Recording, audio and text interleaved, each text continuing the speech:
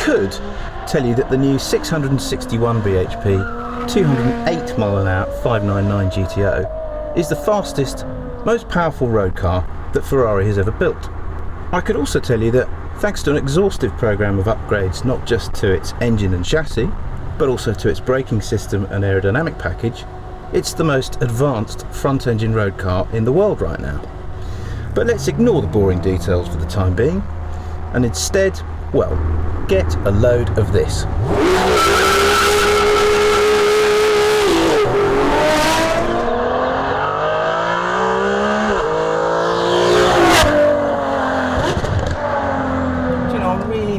Sure where to start with the praise of this car. It is fantastic in just about everything it does.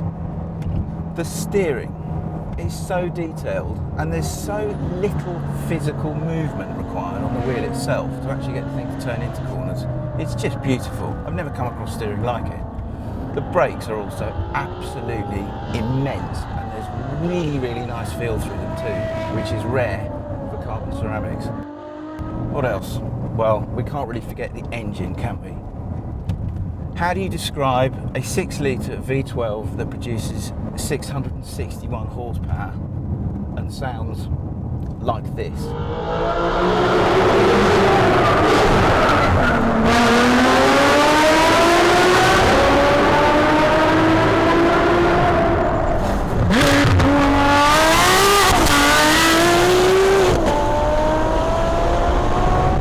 GT3 RSs and Lamborghini Gallardo, even Superleggera's, would not see which way this car had gone in a straight line. It's that quick.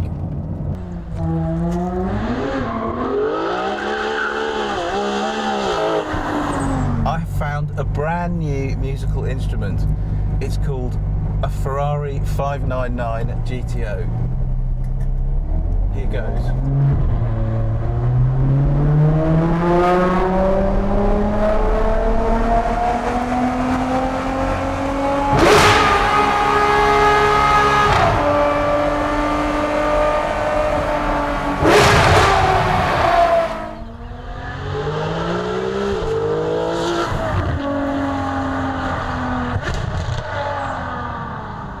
Chassis, well, on the road you'd have to be absolutely crackers to get anywhere near the limits of this thing.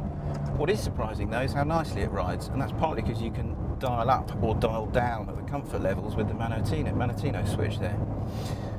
But to find out really how it handles, I think we need to go to a track.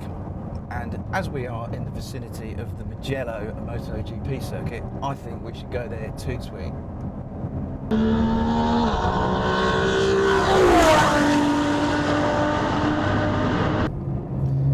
So I guess the question is the GTO merely a tweaked 599 GTB when it comes to circuit handling, or is it a slightly detuned 599XX? Well, I've done quite a few laps in it now.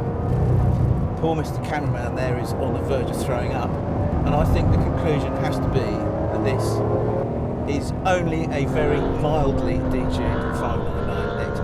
This car is sensational on a track. Its engine and gearbox work so well together, and the electronics, they don't prevent you from falling off. You can turn them all off if you want to, but what they do is just sort out your problems. If you enter a corner a bit too quickly, they just trim back the throttle, and basically you cannot have a massive oversteer moment on the way out of the corner if you're in race mode. If you turn everything off and you behave like a hooligan, you will fall off the circuit. It's as simple as that.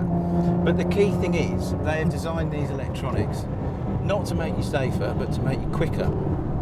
That's a totally different philosophy towards ESP systems and traction control. And I tell you what, the way the whole thing blends together on a circuit, it is mind-boggling. This car is mind-boggling. Which leads me to one conclusion. I'm starting to babble here, but I quite like it. Is the 599 GTO at £300,000 actually the best value car Ferrari makes right now? Well, look at it like this. The XX costs £1.3 million. So if the GTO is 4/5 of an XX, doesn't that make it the most fantastic value Ferrari you can buy? It does in my book.